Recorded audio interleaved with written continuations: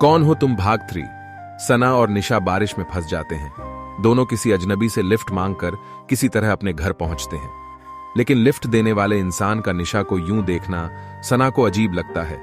लेकिन सना कुछ भी नहीं कहती और निशा को लेकर किसी तरह घर पहुंचती है। अब आगे सना की अम्मी दरवाजे पर ही सना और निशा का इंतजार कर रही थी। सना और निशा को देखते ही वह जल्दी से बाहर आती है और दोनों को अंदर ले जाती है। फिर सना की अम्मी ने सना से कहा, तुम भी अपने कपड़े बदल लो वरना ठंड लग जाएगी, मैं निशा की मदद करती हूं तब तक। इतना कह के सना की अम्मी निशा की मदद करने चली जाती है और सना अपने कपड़े बदलने। जैसे जैसे रात बढ़ रही थी बारिश और भी तेज होती जा रही थी।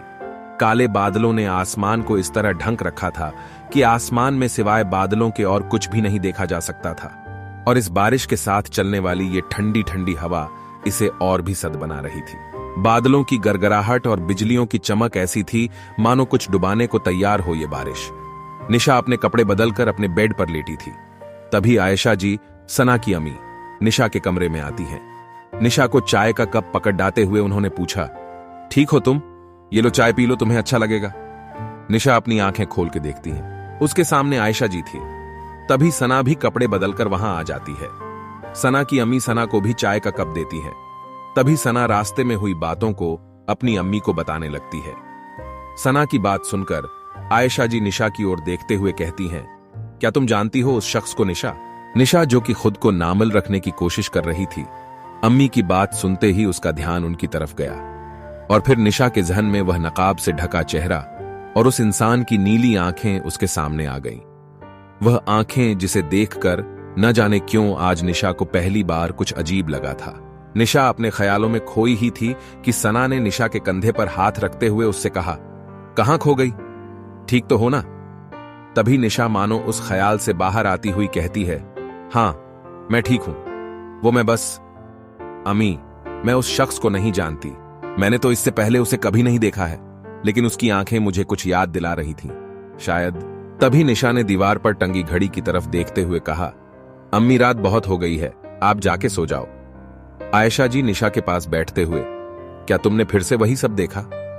निशा जो बहुत देर से खुद को संभाल रही थी, ये सुनते ही अम्मी के गले लगकर रोने लगती है।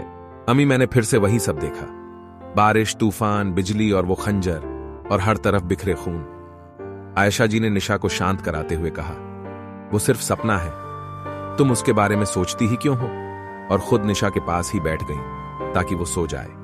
निशा अम्मी के गोद में सर रखकर थोड़ी देर में सो जाती है। सना भी अम्मी के पास ही सर रखकर सो जाती है। अगली सुबह सना और निशा दोनों आज काफी देर तक सोते रहे।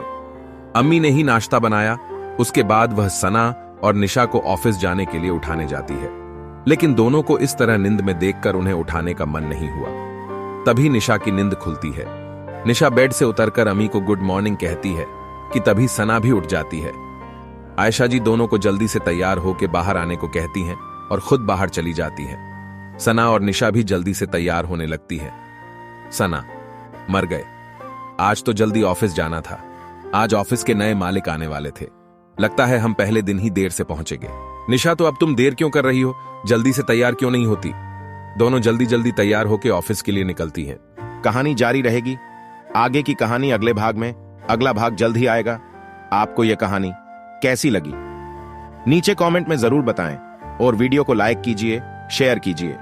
और अगर आपने अभी तक चैनल को सब्सक्राइब नहीं किया है तो चैनल को सब्सक्राइब करके बेल आइकॉन को भी दबा ले, ताकि मैं जब भी वीडियो अपलोड करूं तो आपको वीडियो का नोटिफिकेशन मिल सके।